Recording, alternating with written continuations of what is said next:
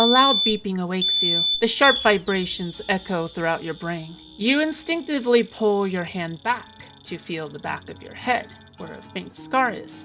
It's your neurochip X letting you know it's time to go to work. You groan, slowly pulling back the covers and rolling into your slippers. Only when your feet hit the ground does the chip stop quaking your head. 10 minutes more, and it would have sent an automated report. You certainly didn't want to be sent to the White Room, so you hurry over to take your safety pills. After all, it's not like you have a choice.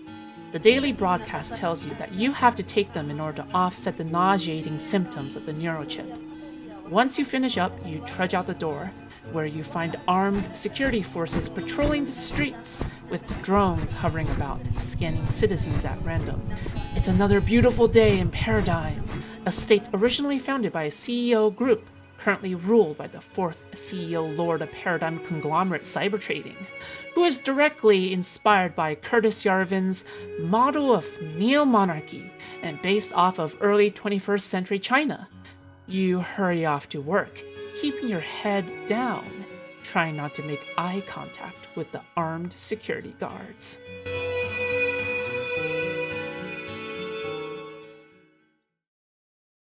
Neo-monarchies make no sense, man. It's really hard to take seriously an idea that is meant to sound cool, but really is a repackaging of many other crap things that has already been done before. The reason I want to talk about these so-called neo-monarchies is because it seems as though tech CEOs are already ready to buy independent plots of land in third world countries and rule over them.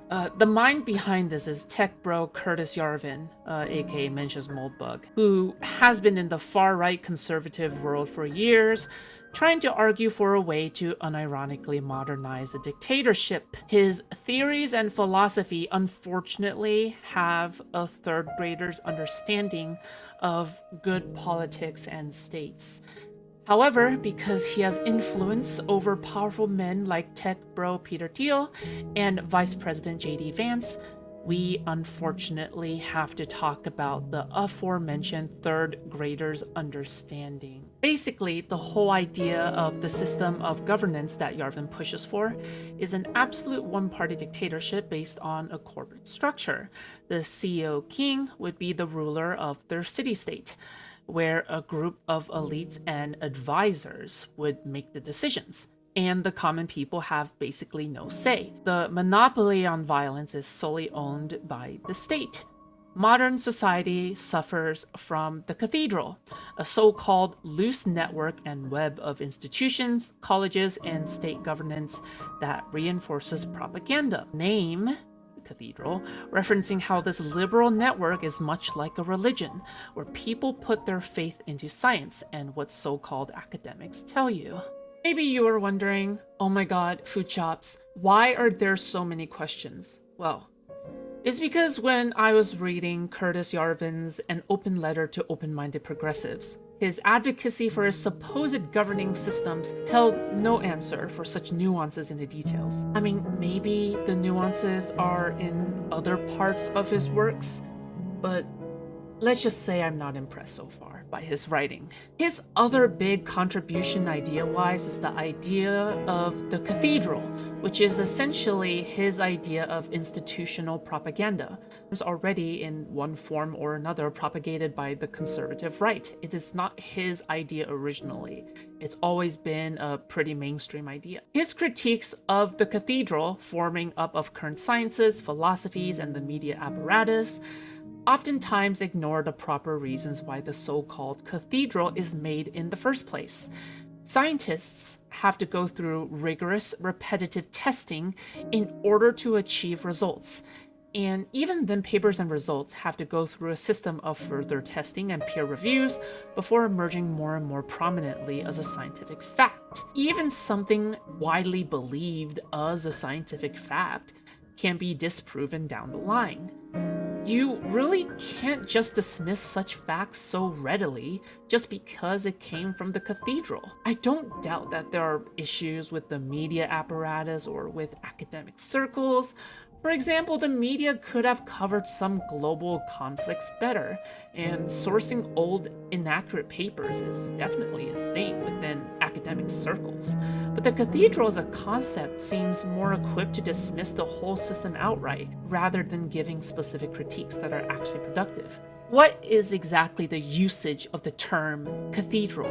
It kind of implies that the whole system is corrupt, not just a flaw or an accidental problem that comes from some kind of outdated version of doing the scientific process or something, or maybe it's a little flaw within a way that a law of science is applied, but rather it seems to describe the whole apparatus.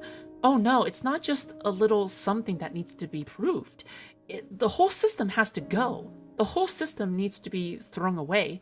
But instead, you replace it with neo monarchy, which is just another version of the cathedral, which is like more closer to the actual cathedral because the entire system will probably be glazing the king, making sure that everybody worships the king, making sure that everybody is not offending the king. Is that not more akin to an actual cathedral than the so-called current cathedral? Actually, wait, hold on. What's even the point of making neo-reactionary theories if you can just say king smart, peasants dumb, so king better than peasant? Let's take this to the meta level, okay? Ultimately, I think it's a deliberate repacking of just re-supporting feudalism. If you look at what these CEOs want, I think they got a taste of power and they want to become the main character of their own anime show. Obviously, saying, oh yeah, I have power but I want more is not exactly sexy or appealing. But using Curtis Yarvin's theories to retroactively justify their inner megalomania is more appealing. After all, why aren't you the king of the world anyway? Everybody else is a simulation in the Matrix after all. You are the person who is the realist to you, yourself. So why not build your own little libertarian city in the middle of nowhere and see how it goes? What's funny is that we literally had this already. It's called feudalism. And spoilers, a lot more people died compared to now due to wars of conquest, sicknesses, and disease that follows tumultuous periods, and famines that starve millions of people to death. But sure, maybe this time it will be different. Why are all of these greedy capitalists trying to steal Lenin's thunder? By the way, you won't be the first people to lead the so-called Vanguard Party, you neo-Bolsheviks.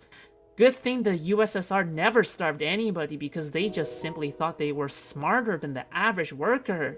Honestly, the worshipping of Curtis Yarvin is sickening, okay? This dude reinvented the wheel and people are kissing his feet. But now we are here, sadly, and this guy's teachings are seeping into the most powerful seat of politics in the world. So we find ourselves here in the fire, out of the frying pan of so-called fringe political theories.